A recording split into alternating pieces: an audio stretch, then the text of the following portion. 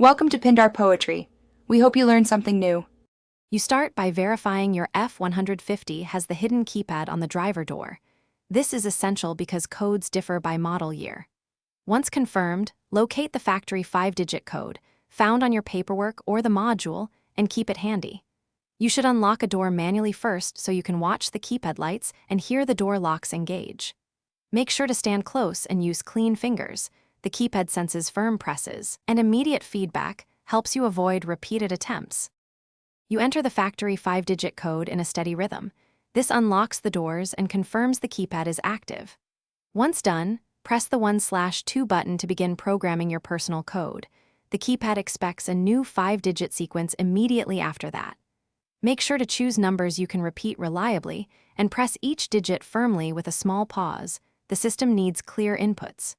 If successful, the locks will cycle or the keypad will flash, indicating the new code is stored for future. You finish by testing your personal code at least 3 times to ensure consistent result.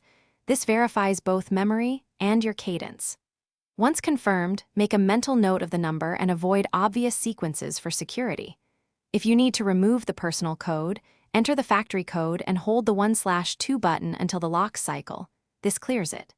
If the keypad is unresponsive, check for dirt on buttons, a weak vehicle battery, or a blown fuse in the central module before assuming a deeper fault. Thanks for watching. Consider subscribing if we helped you.